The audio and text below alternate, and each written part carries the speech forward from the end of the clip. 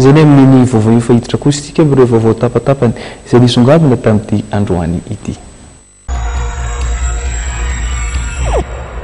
Mbola ao amin'ny tranompato ny vata mangatsiakan'ireo jiolahy voatifitry ny polisy unité spéciale Tetsakadivato ny alatsinainy lasa teo.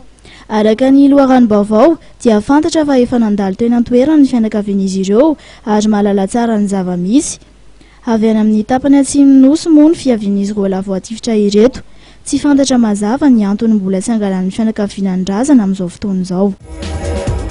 Trano lehibe iray no nirehitra tetsy atsimon'ny Mahamasina manoloana ny hôpitaly be Felatanana omaly arivo teo eo amin'ny 4 ora sasany teo. Araka ny fanazavana azo dia tany amin'ny rihana voalohany sy faharoa no niavian'ny afo ary dia maity sisy azo ndraisina daholo ny entana rehetra tao. Vehivavy mpanampy iray no nampirehitra avy-tsaribao tany ambony rihana. Lasa nandeha niantsena mpianatra nefa izy ka adininy tao ilay avy-tsaribao ka izao niteratoza izao. Tsy nisy ny ainana fohy sy ny naratra fa fahavoazana lehibe no nahazo ny olona tao amin'ny rihana ambony. Ny fametanana ny mponina sy ireo tompotrano niezaka namono ny afo.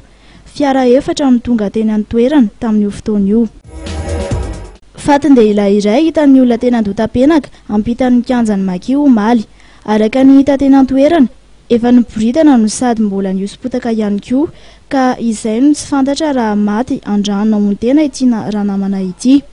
Efa tonga eny an-toerana moa ireo tompon'andraikitra isan-tsokajiny avy miaraka amin'ireo polisy misahana ny ady eloka be vava eny Anosy mba hanao ny fizahana. Rehefa nosavaina moa ny razana dia tsy nahitana taratasy mombamomba azy no sady tsy nisy nahafantatra azy ihany koa ny mponina teny amin'ny manodidina. Manoloana izany dia nalefan'ny BMH tany amin'ny tranompato ilay razana.